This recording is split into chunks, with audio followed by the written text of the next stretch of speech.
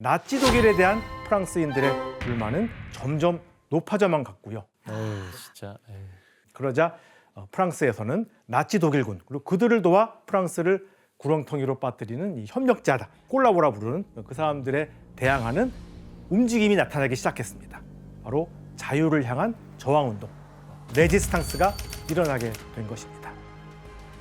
레지스탕스는 2차 세계대전 당시에 프랑스 해방을 목적으로 한 저항 세력과 이들의 행동을 가리켜서 레지스탕스라 칭하게 되었고요. 요때 생긴 말이에요, 교수님? 맞습니다. 그러니까 워낙은 그냥 저항이라는 보통 명사였는데 이렇게 그 역사 용어가 된 거죠. 우리가 오늘 배우는. 이후 레지스탕스는 나치 독일이 점령한 덴마크, 노르웨이, 네덜란드, 한마디로 그 독일군이 점령한 모든 나라에 퍼져서 나치 독일군에 저항하는 세력들을 지칭하는 단어로 쓰이는 겁니다. 작가님, 레지스탕스 활동을 했던 사람들 중에 좀 유명한 인물이 있을까요? 2차 세계대전 후에 노벨 문학상을 받게 되는 알베르 카미라는 소설가가 있어요. 이 소설가도 레지스탕스 대원이었습니다. 이 알베르 카미 같은 경우는 이제 레지스탕스에서 콩바라는 지하 신문을 발행했는데 프랑스인들의 저항 정신을 고취시키는 글들을 많이 기고했어요. 그래서 활동하는 동안 165편의 글을 기고했다고 해요. 예. 그리고 이제 레지스탕스가 나치 독일에 저항하는 단체로 이제 네. 이름을 날리게 되면서 이 나치 치하에 있던 네덜란드에서도 아주 유명한 한 여인이 그때 당시는 소녀였는데 네. 나중에 이제 로마의 휴일과 티파니의 아침으로 유명해지는 예. 오드리 헵번. 오드리 헵번이 레지스탕스로 활동하게 너무 됩니다. 예뻐. 맞아. 이 사람 때문에 레지스탕스가 많이 늘어난 거 아니에요? 그러게요. 맞아요. 홍보 활동을 잘 나도 같이 했던 하고 거죠. 싶겠다. 이거. 네. 오드리 헵번은 당시에 소녀였는데 레지스탕스 회보를 이제 배포하고 연합군을 숨겨주는 역할도 했대요. 그러면서 이제 적극적으로 레지스탕스 활동을 하면서 독일 저항을 도왔다고 합니다. 교수님, 레지스탕스는 이 시기에 그러면은 어떤 활동을 할 수 있었죠? 예, 사실 초창기에는 그리 활발하게 그 활동이 전개되지는 않았습니다. 이들을 하나로 묶어줄 구심점이 없었고요. 또 독일의 강력한 제재로 그리 큰 활동을 하지는 못했습니다. 초기에는 서로의 저항 의지를 확인하고 격려한 게 시작이라고 할 수 있었습니다.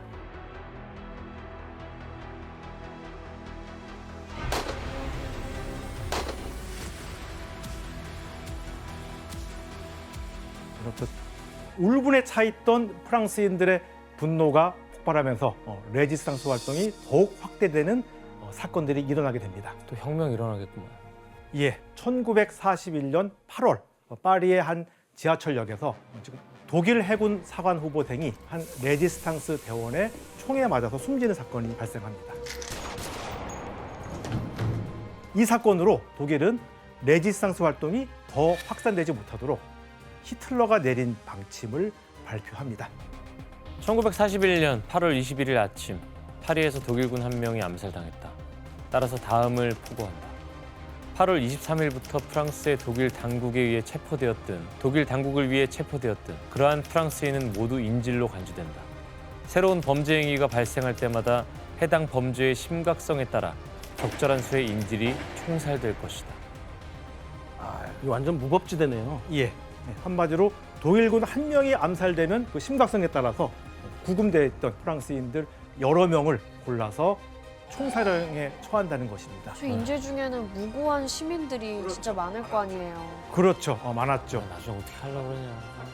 한마디로 사건을 일으킨 레지스탕스 세력을 대신해서 감옥에 갇혀 있는 프랑스인들을 인질로 삼을 테니까 알아서 조심해라. 심지어 몇 명 죽인다는 말도 없어서 뭐 몇 명 죽일지도 모르는 거네요. 예, 사실 처음에 히틀러는 나치 독일군 한 명이 피살될 때마다 50명에서 100명 정도를 처형하라고 지시했습니다.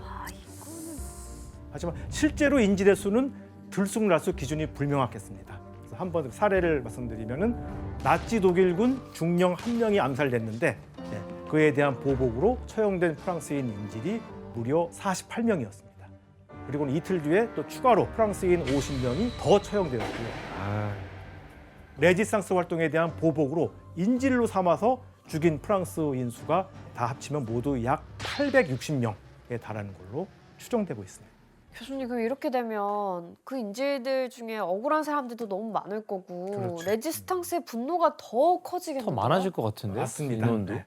게다가 여기에 프랑스인들을 대거 레지스탕스 활동에 뛰어들게 한 또 다른 사건이 있었는데요. 또 이 사건을 일으킨 인물은 1942년 빼땡에 이어서 비시 프랑스의 2인자로 올라선 피에르 라발이었습니다. 라발은 빼땡보다 더한 정도로 나치 독일에 협력하려는 인물이었습니다. 이 사람이 남긴 가장 악명 높은 말이 나는 독일의 승리를 원한다. 이 전쟁에서 이런 말을 남겼던 인물인데요. 네? 예, 당시 나치 독일군을 위해 가동되는 독일 공장에 노동력이 부족해지자 라발은 프랑스인들을 보내기 위해서 한 가지 수를 썼습니다. 뭐지? 당신을 위해, 당신의 가족을 위해, 우리의 포로 군인들을 위해 교대제에 지원해서 당신의 직업에 종사하세요. 자세한 정보는 독일 취업사무소에 문의하세요. 독일을 위해 일하라는 얘기 아니에요? 취업하라고. 맞습니다. 예. 네. 일단 라발은 프랑스인들이 자발적으로 독일에 갈 수 있는 이유를 만들어냈는데 아까 교대제라는 말이 나왔죠. 그러니까 이게 3대 1로 교대하는 건데요. 사실 당시 독일에는 약 180만 명의 프랑스 포로들이 잡혀 있었는데 프랑스인 3명을 노동자로 보내면 포로 수용소에 있는 프랑스 군인 1명을 석방시키는 조건으로 나치 독일과 협상한 것입니다. 아, 그리고 마치 나치 독일에 일하러 가면 거기서 좋은 조건으로 일하러 가는 것처럼 이렇게 꾸며낸 그런 와. 정책이 되겠습니다. 또 취업 사기일 것 같은데요, 뭔가. 네. 이유 작가님, 실제로는 어땠어요? 라발은 프랑스인들을 좀 안심시키기 위해 노동자로 간 사람들이 밥도 잘 먹고 잠도 잘 자는 것처럼 이렇게 홍보를 했는데 실제로는 정말 열악한 환경에서 일했대요. 12시간 이상씩 일하고 허름한 기숙사에서 쪽잠을 자야 했고 지프로 만든 매트리스 위에서 잤대요. 네, 그렇게 열악한 환경 속에서 배급도 제대로 안 나왔대요. 그래서 영양실조에 걸리는 게 부지기수였을 정도로 근무 환경이 열악했다고 합니다. 하루에 빵 2조각 주는 놈들이 뭘 잘해주겠어요. 교수님, 저 라발의 선전을 프랑스인들이 그냥 믿은 거예요, 고지고대로? 예, 물론 프랑스인들도 완전히 믿지는 않아서 잘 지원하지 않았다고 합니다. 그래서 나치 독일의 프랑스인들을 보내기로 이미 협상한 라발은 이번에는 아예 강제성을 띤 법을 발표합니다. 와, 저 라발 그 다들 나치가 천년 만년 갈 줄 안 거야. 예, 만 18세부터 50세까지의 모든 남성 그리고 여성 가운데는 만 21세부터 35세까지의 모든 독신 여성을 강제 징발할 수 있는 일명 의무 노동제를 만들어 버립니다. 와, 진짜 매국노네, 진짜로. 예, 그쵸. 예, 강제로 의무 노동제를 수행해야 했던 수많은 프랑스 청년들이 고국을 떠나서 나치 독일의 군수 공장으로 향해야 했고요. 만일 여기에 불복한다, 나 일하러 가기 싫다 하면은 3년에서 5년 징역, 혹은 최대 10만 프랑 벌금, 우리나라 돈으로 약 2천만 원이 됩니다. 그러니까 거의 강제징용인 거네요. 그렇죠, 강제징용입니다. 숫자로 보면은 이 의무 노동제가 도입된 1942년부터 1944년 7월까지 무려 65만 명의 프랑스인들이 이런 식으로 독일 군수 공장으로 끌려가고 말았습니다. 이런 게 전쟁 더 치욕스러운데? 이후 레지스탕스는 본격적으로 나치 독일 장군을 암살하는 등 총을 들고 싸우는 무장 활동을 했고요. 저항 운동을 적극적으로 전개합니다. 그래서 레지스탕스 활동은 갈수록 확대. 아, 사실 당시 나치 독일군의 전세는 크게 흔들렸죠. 아, 전쟁의 역사를 보자면은 나치 독일은 독소 불가침 조약을 히틀러가 일방적으로 깨고 네. 소련을 이제 1941년 6월에 침공합니다.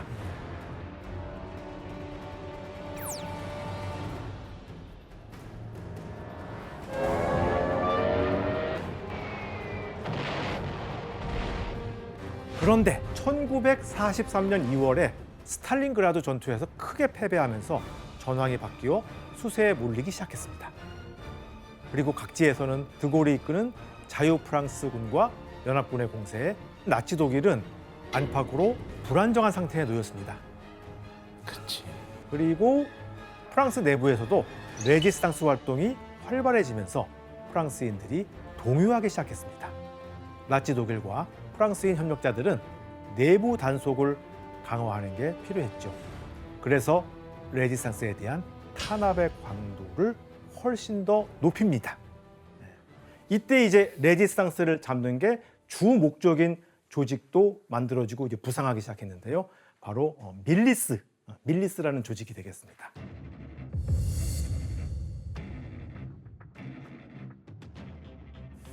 뭐야? 프랑스 사람들인 거예요, 밀리스? 예, 맞습니다.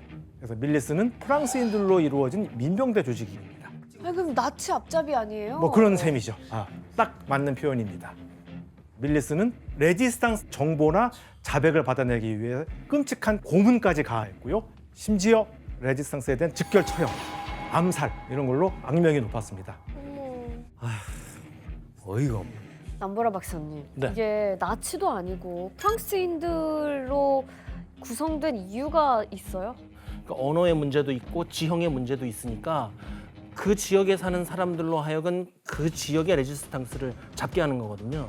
이게 굉장히 악질적인 거죠. 같은 민족이 민족을. 그렇죠. 네. 밀리스가 많을 때는 3만 5천 명이 됐어요. 이야. 이 3만 5천 명이 곳곳에 들어가서 잡아내니 그래서 프랑스인들은 독일 경찰이나 뭐 게슈타포보다 이 밀리스를 더 두려워했어요. 더 무섭다. 나를 잘 알고 있으니까. 아, 이게 진짜 슬픈 역사다. 그렇죠. 당시 레지스탕스 활동을 이유로 죽임을 당한 사람들이 모두 약 3만 5천 명 정도로 추산되는데 그중에 약 4천 명은 나치 독일군에 의해 총살이 되었습니다. 이들의 마지막 모습이 담긴 사진이 한 장 남아 있는데요. 예, 이 사진이 이 몽발레리엥이라고 하는 프랑스 최대의 처형장입니다. 그러니까 몰래 찍은 거 같네 진짜. 예, 오직 이 한 장만 남아 있는데요. 얼마나 무서울까. 결국 파리는 국내 레지스탕스 세력의 공격과 연합군의 합동작전까지 더해져서 1944년 8월 25일 해방을 맞이합니다.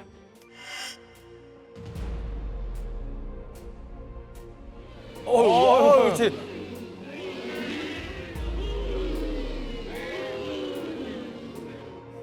그렇지. 애들도 다 나오고.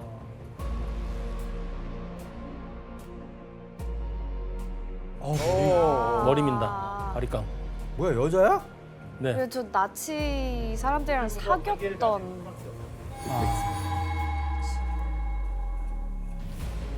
낙인도 찍어야 되는데. 예, 독일에 협력했던 프랑스인들 가운데 9만 8천 명은 정식으로 재판을 받고 약 9천 명은 거리나 숲속에서 처형되었고요. 몰래 데리고 가 총살하네. 우리도 줬어야 돼. 진짜 철저하게 처단을 했네요. 네, 맞습니다. 그리고 가장 아까 빼땡과 라발의 운명이 제일 궁금했잖아요. 네, 맞아요, 라발. 맞아요. 빼땡이야말로 뭐 가장 그 대독 협력의 최고 책임자죠. 네. 사형 선고를 받습니다. 네. 사형을 선고받았지만 워낙 고령, 이미 거의 90에 가까운. 예, 그렇죠. 고령임을 감안해서 종신형으로 감형됩니다. 그리고 라발이 가장 궁금하지 않아요? 그죠, 라발. 예. 라발은 사형 선고를 받은 뒤에 음독 자살까지 시도했지만 네. 프랑스는 위세척까지 시켜가며 라발을 살려냈습니다. 그렇게 살려낸 다음에 정당한 처벌을 받게 하기 위해 그대로 총살령을 진행했죠. 근데 저게 맞지 사실. 이게 맞.